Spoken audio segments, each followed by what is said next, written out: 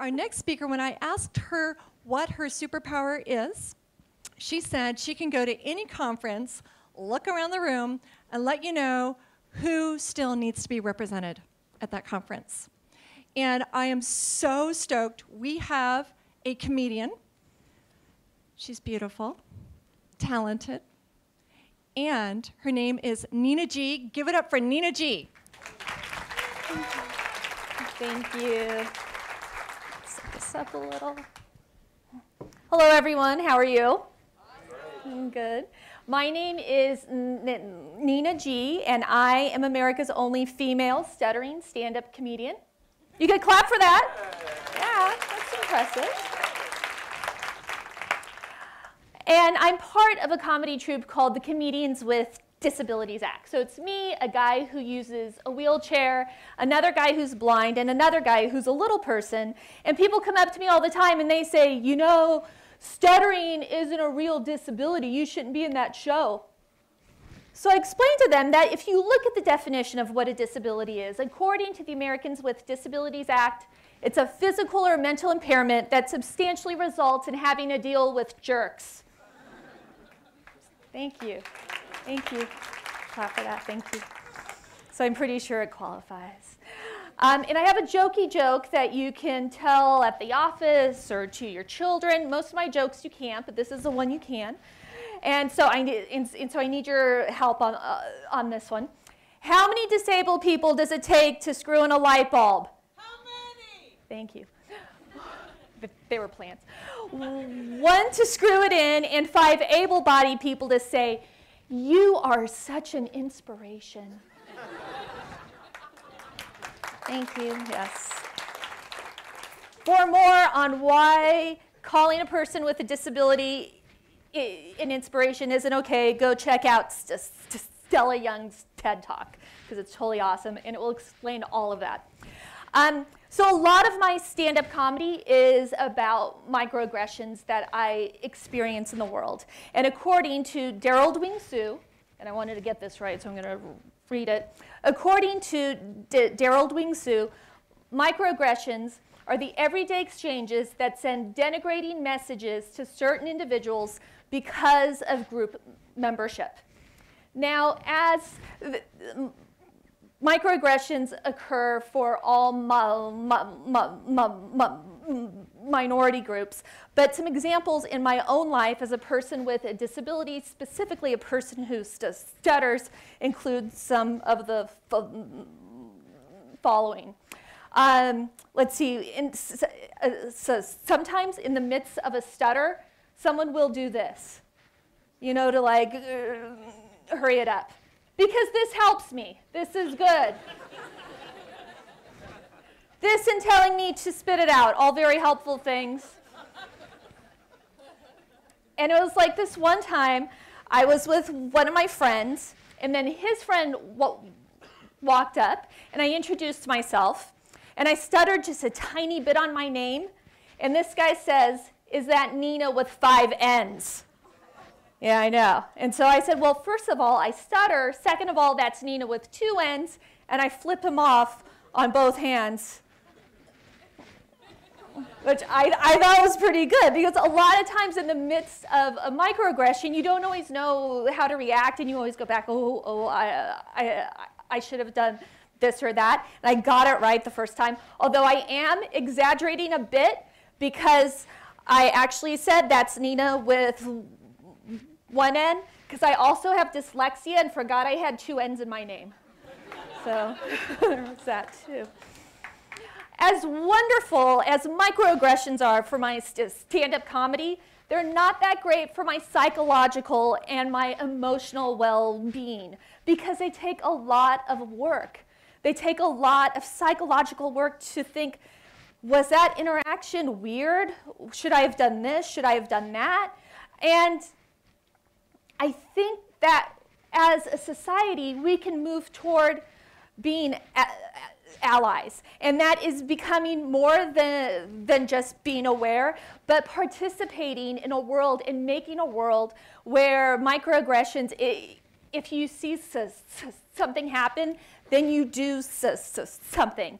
And so I really want to challenge you to be an everyday ally. And a lot of times when we think about allies, we think about people who are protesting and they are going in and they're marching and they're donating money. But really what I want to talk about is how to be an ally in your everyday life. And luckily, I have had people in my life who have been my ally, who I've learned from. And I have many stories about that, but I wanted to share two with you this evening. The first one, and one thing that I do want to say about being an ally to the disabled community is that you want to involve us. There is a saying in the disability community which is nothing about us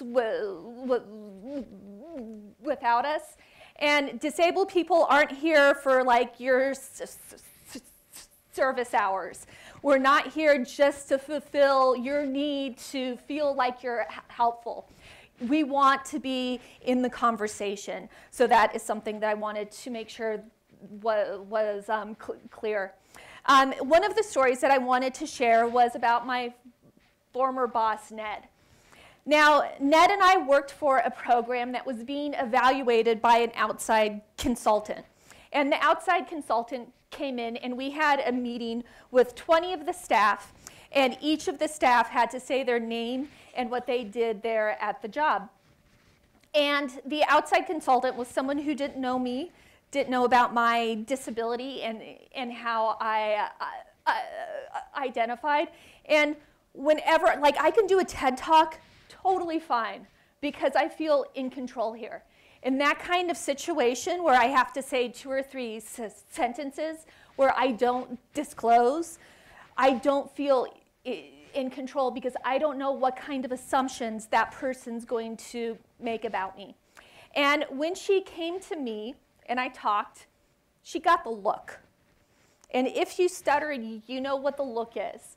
And there's a couple of looks. One is the, oh, poor thing look.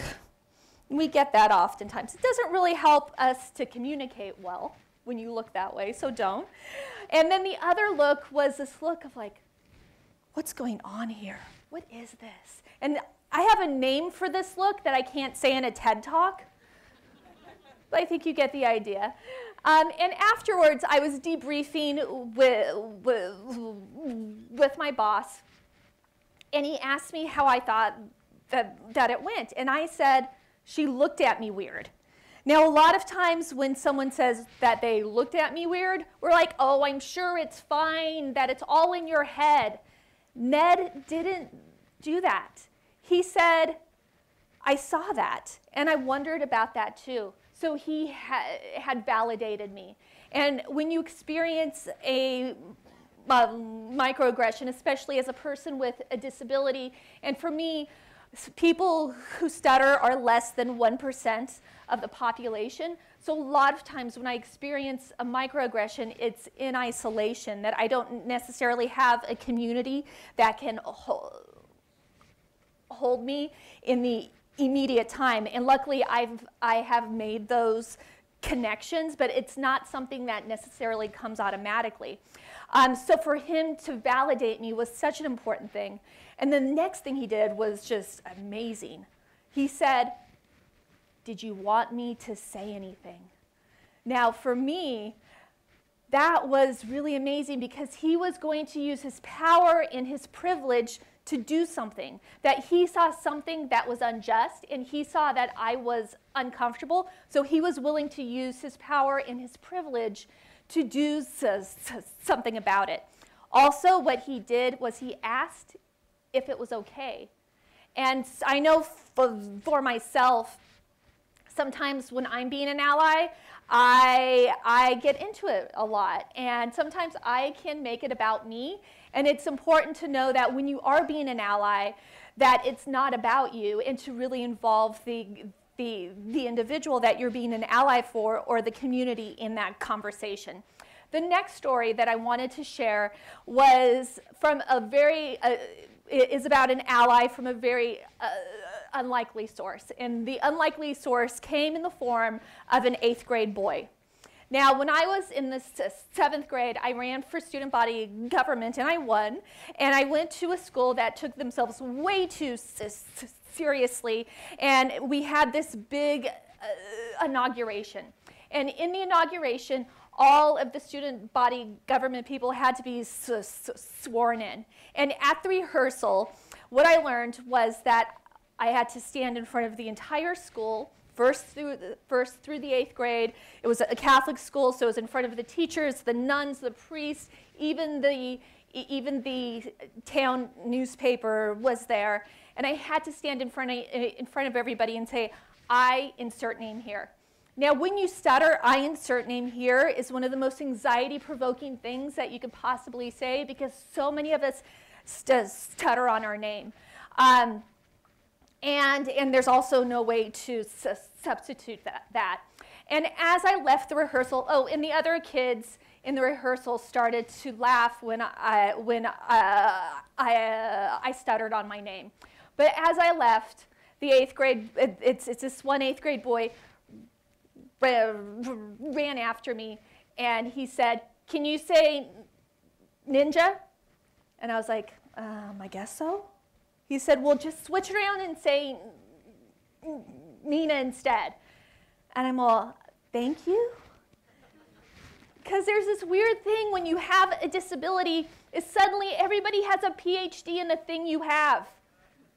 I get advice all the time like, just slow down and breathe. You know, in the 30 years I've been stuttering, I've never thought about that. And I guess I haven't been breathing this entire time. But this 8th grade boy was trying to help, and he was the one ally that I had in that situation. Plus, he was kind of cute, so he got a pass. And that entire week before the inauguration came, I practiced my name in front of the mirror. I practiced it with my parents. I practiced it at my speech therapist's office. And when the day came, I went in front of the entire school and I said, Nina G. And in my 7th grade girl mind, I thought that my life was completely over. I thought I would have to change schools, move cities, the entire thing. And later on that day, I went to recess, just expecting a sea of kids to make fun of me.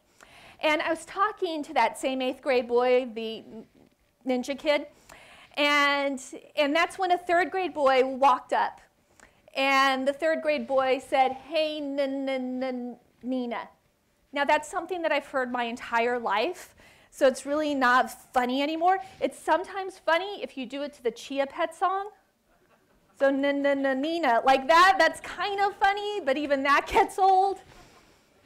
But this 8th grade boy did something that I had never experienced, is he gently knelt down so he could look the little boy in the eye and said, "If I ever hear you saying that to anybody, if I ever hear you saying that to her in the future, I'm going to tell everybody your pee-pee's this big." And I was so touched. It was so nice. And I wasn't made fun of the rest of the year. And also, I had a crush on that guy for the rest of the year, too. I've looked for him on Facebook. I can't find him. Thinking maybe some TED Talk action might happen now. But I learned some very important things that day. One is I learned I could stutter in front of people and live, and that was a really important thing. The other thing I learned was that I had other people who had my back, because prior to that, I thought it was just me and my parents. But this 8th grade boy had showed me that other people had my back. Also, as a kid who was in school who had stuttered and had a learning disability, I didn't always feel that I was part of the community of school. My teachers didn't always make me feel like that. But this one 8th grade boy made me feel like I had a community in my 7th grade was a little bit better because of him. Also, what I learned that day is that if anybody ever makes fun of me, I just tell them they have a small pee-pee. Thank you guys so much.